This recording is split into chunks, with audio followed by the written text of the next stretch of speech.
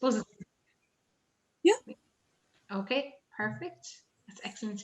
My name is Noirin Burke, and I work at a small aquarium on the west coast of Ireland. And I'm delighted to be part of your seminar series. And I just want to share with you today some of the projects from our aquarium. That's brilliant. Can everybody see those okay? Yeah. That's showing up on the screen, all right. Yeah. Brilliant. Okay, so this is us. This is where I'm sitting today, sitting in the office here at the aquarium. We're really lucky because where we're situated is on the west coast of Ireland. We're by the sea. I'm looking out on the shore, and the weather this morning was a bit wet, but it's really nice and sunny now. So it's a really lovely location to work in. The aquarium itself is small, but I think we have a big impact on the projects we run and the number of organizations that we collaborate with. So I suppose that's what the theme of today's talk really is about the power of collaboration and the work that we do. You might notice as well, if you have a close look at the image on the screen, that the aquarium is actually shaped like a fish. So if you look at the aquarium from above, the building itself is shaped like a fish, which I think is a really nice thing. It's shaped like a fish, and it's pointed towards Galway Bay and the Atlantic Ocean. So this is just it's kind of a nice colorful image that shows us a little bit of what the aquarium looks like on the inside. It's quite playful because this was part of a map that was put together for an engineering trail for children. And this map shows the 2 levels of the aquarium. If we start on the first floor up at the top, where the little person with the purple pants is, that's our waterfall tank. And that's really, I suppose, where our tour of the aquarium starts. The aquarium itself, kind of, you start with the freshwater section from the rivers and the lakes, and then you head to the estuary, and then you head downstairs to our marine tanks, which are like going down into the ocean. So there's a lovely story there about traveling from the river to the sea. And we also have exhibits then that relate to marine conservation, caring for our ocean, and we're about to open a new exhibit next month, which will be around medtech, so marine and marine technology and biomedical engineering. So that's really exciting as well, because that will be all about the marine products that people get from the sea. So this is just an example of some of the people that we work with at the aquarium. You can see there's lots and lots of different logos here because, as I said, as a small aquarium, we find that we can have a larger reach through collaborating with others. So some of the kind of organizations that are here in Ireland, we work with local third level institutions. We work with government organizations on education programs. We work with like our national kind of STEM, science, technology, engineering and maths, themed weeks like Science Week and Maths Week. Quorum is the organization that we're doing the medtech exhibit with. And then we also have organizations like Science Foundation Ireland and the Sustainable Energy Authority Ireland. So really collaboration is what it's all about, and it continues. So these are more kind of the organizations that we work with as well. For today's talk, I thought I might break it up into kind of 2 different sections. I'm going to start off with explaining some of the kind of different stories, I suppose, from our small aquarium. And then I thought I might finish with what ocean literacy is, because ocean literacy is such a huge part of what we do here at the aquarium. And I wasn't sure if people work in the area of ocean literacy or if they have experience in it. So I thought it might be nice to do that. And hopefully then, if you have any questions at the end about the work that we do here or the people that we work with or collaborate with, I'm happy to answer those at the end. So the first thing I'm going to start off with is native species. So one of the things that makes us a little bit unusual is that here at Galway Atlantaquaria, we focus primarily on native species. We do have some exotic species. We have a biodiversity section upstairs, which has fish that would have been originally from the Amazon region and from the Rift Lakes in Africa. But primarily it is native species that we keep here at the aquarium. Some of the images that you can see here on the screen, we have a beautiful little baby thornback ray up in the top corner here.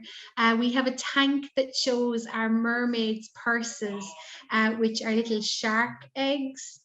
In the center, we've got a beautiful kind of lone starfish here in our tank. And then we also have sea bass, we have red mullet, we have a beautiful porcelain crab down there at the bottom, which is an image from the seashore. And then we have 3 children who are standing by our ocean tank, which is the largest tank in the aquarium. As I mentioned, we are a small venue. So this is our largest tank, this ocean tank that's downstairs. And that has animals in it like wreckfish and gilthead bream and pollock and beautiful starry smoothhounds. And then up at the corner, then we also have a sea cucumber, which is another incredible native Irish animal, which I imagine we get around shores all over Europe. This one has a common name of a cotton spinner, because when it feels threatened, it shoots out some of its insides and they look like strings of cotton. So this focus on marine species is really to make people aware of what is found in the local rivers and lakes and streams, what's found in the ocean around Ireland, from the seashore out into deeper waters. Some of the animals come from the wild, some of the animals are born here at the aquarium, and some of the animals come from fish farms. So like the sea bass that are there in that image, they're from fish farms. And the lovely thornback ray was an animal that was actually born here at the aquarium. Now, as mentioned, we love collaboration. We like to engage with the public and with our local community. I'll be talking about events in a minute, but these are some of kind of the outdoor activities we've been part of before. So we have a local beach clean group that my colleague Gary Kendellen here at the aquarium runs. We've been very lucky to have some like events on the beach, like this one here, which shows kind of well-being and yoga on the shore. We've also had just like, we've put up a stand outside the aquarium and we've talked to people as they've gone past. Now that's been challenging this year because we've had to move everything online, like this event, but we like to try and engage with a wide number of audiences in all different locations and areas. And then we can see a lovely inspiring art project down at the bottom there, and that was called Ocean Transformers, and that's why we've got the Transformers in there. So we really work with all age groups as well. In fact, I was on the beach this morning with a group of senior citizens between the ages of, I'm going to say 60 and 80, and that was really good. And that visit to the beach was the end of a project that's been ongoing throughout this year, in fact since last September, and that was run through Zoom for those participants because of COVID. But now we finally got to get out onto the beach with our masks on, socially distanced, so it was lovely. We've also been really lucky in the past. We've been involved in a couple of animal rehabilitation projects. Here at the aquarium, we don't keep animals like this. We don't keep sea turtles, we don't keep seals or dolphins or whales. We do have a whale skeleton, which is hanging from the roof on our first floor level upstairs. But that was a whale that was washed up on a beach down in County Kerry back in the 1990s. The turtles that we can see here are, sorry, I had to think there for a minute. They're loggerhead turtles. One is Leon and one is Eva. And these are turtles that were washed up on beaches during the winter time in Ireland. Leon in particular, which is the picture on the left at the top, had very bad injuries. Really, when he was brought in from the beach, we weren't sure he'd survive. Had to bring his temperature up very slowly, had to be kept kind of with its head just above the water because buoyancy was completely messed up, wasn't able to properly float or swim or right itself. I was very lucky. I got to bring Leon for x-rays to make sure that there was nothing entangled inside, you know, in case they had swallowed marine litter. And thankfully, over time, made a complete recovery, and these animals were both released. One was brought to Gran Canaria and released from the shore. They travelled on, I think it was an Aer Lingus plane in a specially designed crate, which was fantastic. And then Eva was released from a boat, from one of the Navy boats off the shore of Ireland out into the sea. We also work with people like the Irish Seal Sanctuary and the Seal Rescue Centre as kind of a midway point. So we don't keep these animals on site, but we will collect an animal from the shore, we'll keep an animal here while somebody is making their way here to collect it, or will, you know, help transport an animal. And then we also work with the Irish Whale and Dolphin Group in providing a space for training courses to do with strandings of cetaceans. I'm very lucky to be on the board of the Irish Whale and Dolphin Group and have been for many years. It's been a great experience. And we also have a special piece of equipment here for refloating large cetaceans as well, that we hold that pontoon here so that we can help refloat them. So then I suppose education is really at the center of everything we do, even the events that I mentioned earlier. And we work with all ages. We try to deliver as diverse a range of content as we can. We're kind of open to all topics. So we will cover things that involve science, technology, engineering, and maths, but we'll also get involved in art projects, community engagement. The project this morning involved I want to say astrology. So it was called From Sea to Sky, and it was all about looking at the connections between remote sensing of our oceans and also our stars and space. The children that are here in the camera, they're doing well, and there's one image that's adults actually as well. They're doing different things. So some of them are carrying out education that's in the aquarium.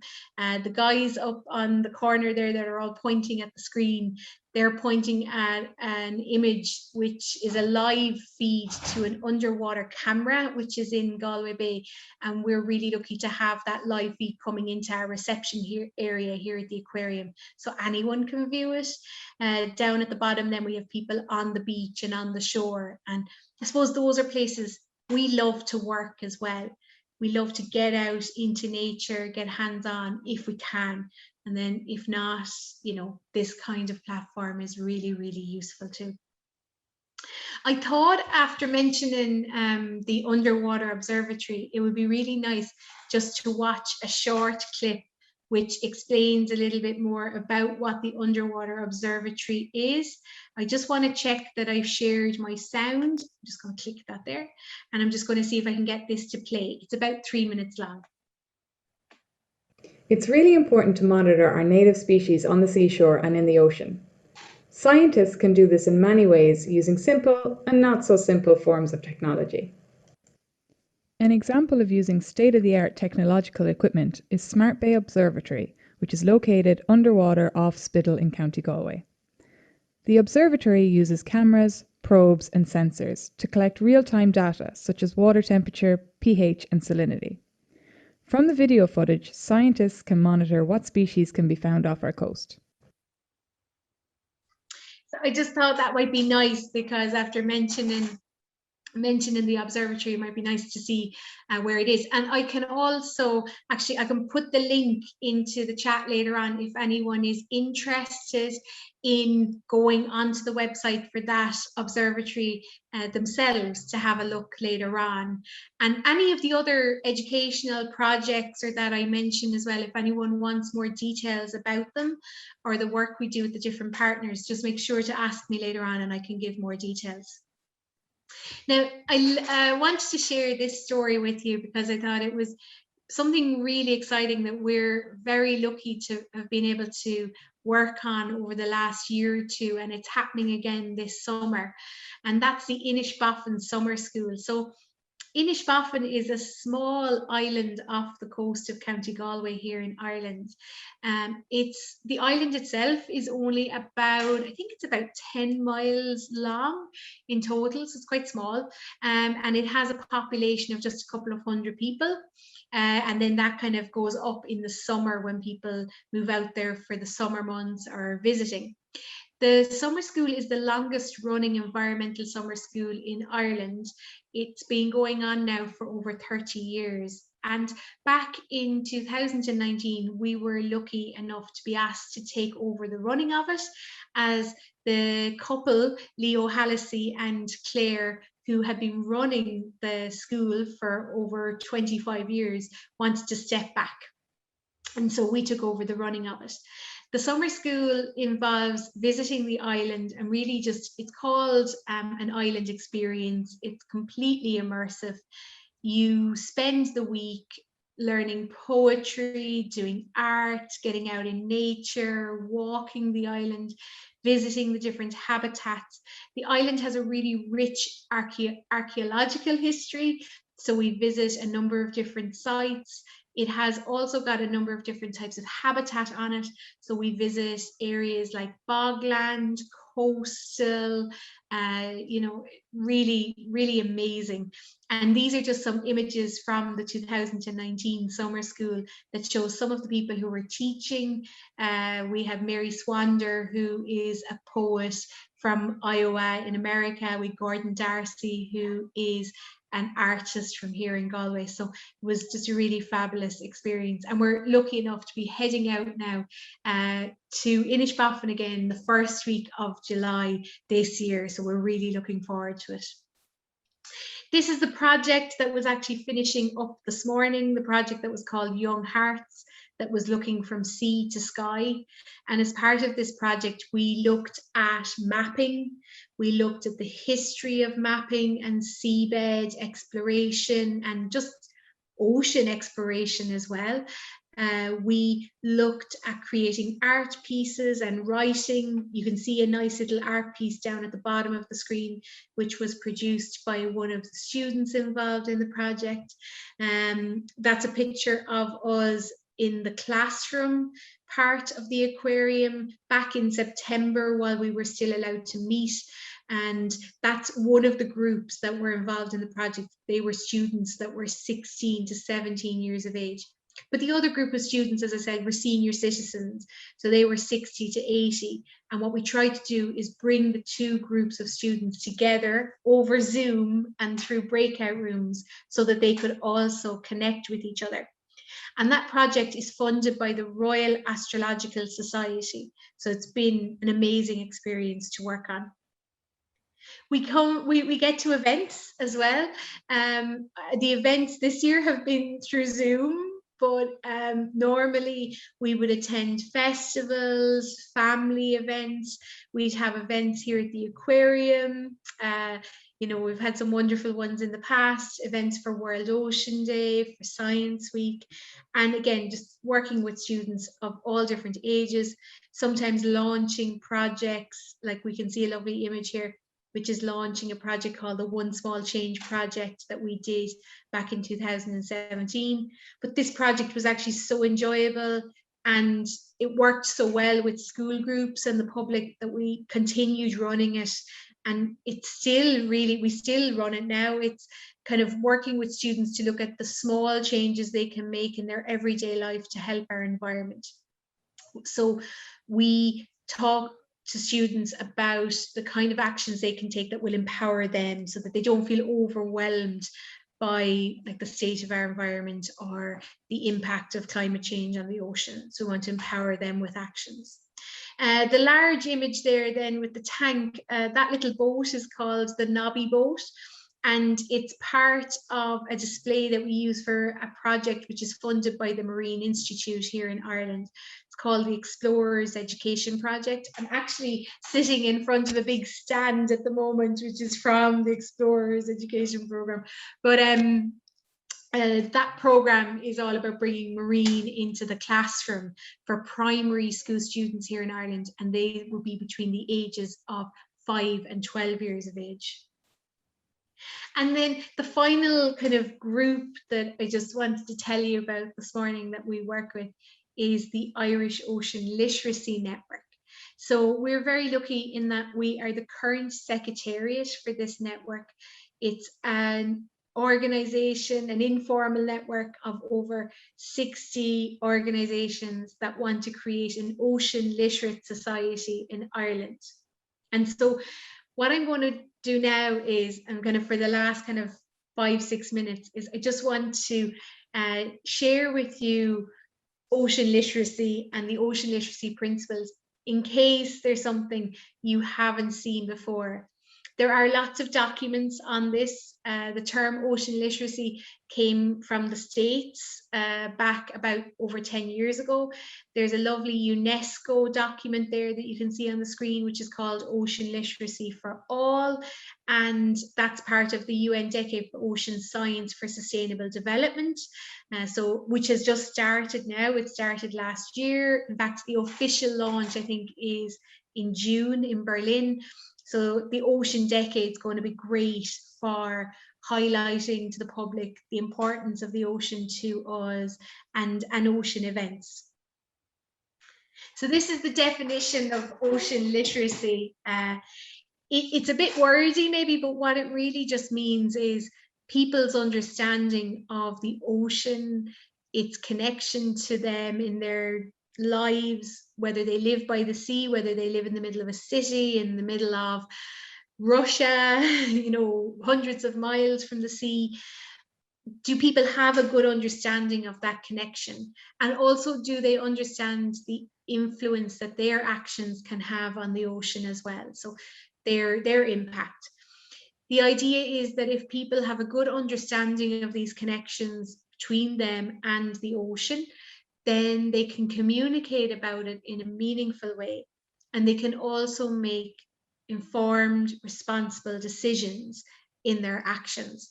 So ultimately what you want is, you want everyone to have a high level of ocean literacy, or you want everyone to be what's described as ocean literate. They may not be people that work with the ocean, they may not be people that spend a lot of time by the sea, but you want them to have a good level of understanding. So ocean literacy is based around 7 ocean literacy principles. And these include that the Earth has just one big ocean with many features. So no matter where you live, no matter what sea basin you're in, it is all connected. And the water that flows through one flows through another. And this kind of has a connecting effect with everyone on the Earth, but it shows the impact that, you know, if something bad happens in one sea basin, if, you know, we get a high level of pollution, it's all connected. And also, like, the rivers are connected to the sea as well. So we can't think of these things in isolation. We have to think of it as one ocean. The ocean and life in the ocean shape the features of the Earth. So we think of sea level rises, as sea level has gone up and down. That impacts on the land masses that we live on. We think of coastal erosion and deposition and how they impact on life. And then we think of huge structure like coral reefs, warm coral reefs and cold coral reefs, cold water corals.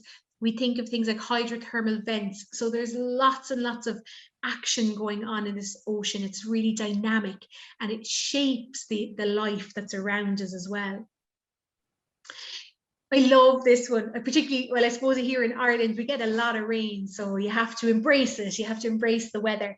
And here on the west coast of Ireland, we are really open to the elements as well. When we get winter storms coming across the Atlantic, being carried across, you know, on like our Gulf Stream has a huge effect on the weather here as well. So people's understanding that the ocean impacts on weather every day and on our longer term climate as well, the impact that ocean currents can have on weather conditions, and how a changing ocean and a warming ocean will impact on our weather in the long run. And things like the Gulf Stream, you know, if that does slow down, that it will have a longer term impact then on our climate here in Ireland and in other countries around the world as well. This lovely ocean literacy principle, which is how the ocean made Earth habitable. Without it, we couldn't live here. Very important. More than half of the oxygen we breathe comes from the ocean, from the plants that live there. So from phytoplankton and algae that live in our ocean, and seaweeds. They're just as important as trees out on land. But do the students that we meet in schools understand this, you know, and also understand the role the ocean plays in absorbing carbon from our atmosphere? Now, when we meet groups in schools and at events, they obviously love marine life. So this is a really easy one to use in education and public engagement, that the ocean supports a great diversity of life and ecosystems. And of course, life started in our oceans. When we think about it, I suppose the oceans and people are inextricably connected. So we're connected through food, through people's livelihoods, how they make their living. We're also connected through things like inspiration and well-being, how the ocean makes us feel. We're connected by, you know, where we live. So when you think of the amount of people that live by the sea, big coastal cities, New York, Dublin, London, even, you know, on the River Thames, connected to the ocean. So it really does influence human settlement so much because of trade by sea, and shipping is vitally important. You know yourselves in England, the same as in Ireland, shipping is very important for bringing goods and services in and out of our countries. And then the last ocean literacy principle, that the ocean is largely unexplored. And so the new technologies now of remote sensing, of seabed mapping, of Argo floats, you know, satellite technology, these are all new things. And when you think that hydrothermal vents were only discovered in the 1970s, you know, we have come on so much in the last 50, 60 years, but we still have a lot more to do. The final thing then is, when we talk to classes and we talk to students, as well as talking about the ocean and what it does for us, we talk about what we do to the ocean. Obviously, it can be positive or negative.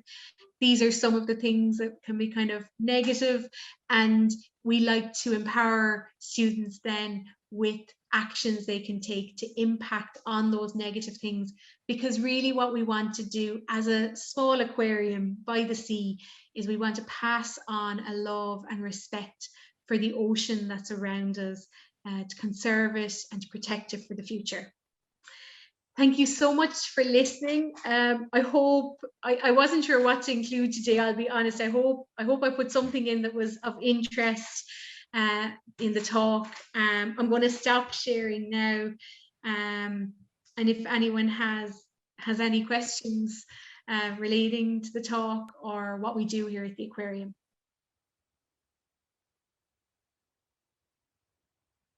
And I'm actually going to make you the host again today. Okay, yeah.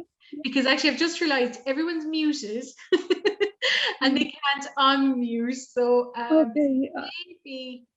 maybe should I? Yeah, you can change that as well. Yeah. Or you can also write a question into chat, but you can feel free to. Now I've just made you the host again. Thank you.